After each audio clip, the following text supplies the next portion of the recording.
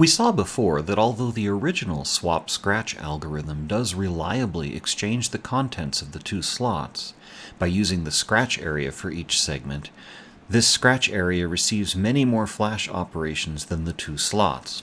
For large flash devices where there are many segments in each slot, this can be by a factor of many times.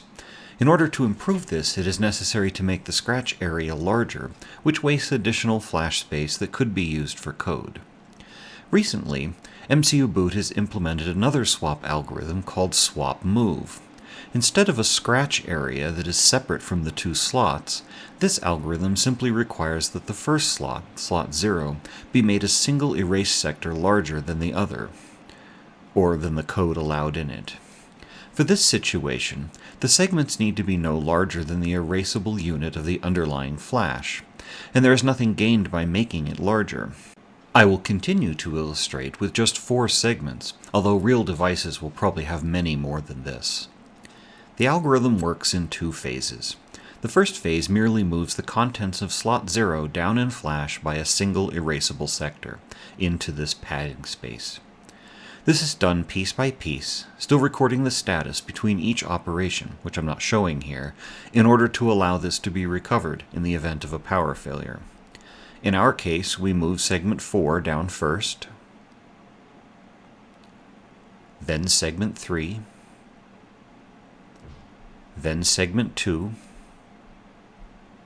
and finally segment 1. At this point, the beginning of slot 0 is now empty, and we can begin the second phase of the swap move algorithm, which actually exchanges the 2 images. This begins by moving segment 1 from slot 1 into this empty space. Then segment 1 from slot 0, which was moved down earlier, can be moved into its destination in slot 1. We repeat these 2 steps for segment 2,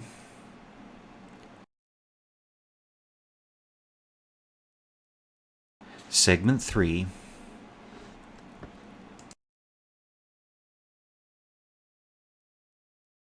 and finally for segment 4, which completes the swap operation. Unlike the swap-scratch algorithm, there is no single area that is worn more than another. Each segment in slot 0 is erased and written twice, and each in slot 1 once. This causes a wear factor of 2 for slot 0. This is a great improvement over the wear factor of the scratch area in the swap-scratch algorithm, which is equal to the number of segments. This is especially beneficial in the cases where there are a large number of segments. One question you may be asking at this point is, why are we keeping the code around for the old swap-scratch algorithm? Indeed, we do recommend swap move for most instances, anywhere that it can be used. But in a configuration where the erase sectors are not evenly sized, the scratch algorithm will still work, whereas the swap move won't directly work. It may be possible to make it work by simulating larger sectors, but this hasn't been done yet. Practically, I'm not aware of an instance where MCUboot is used with uneven sectors.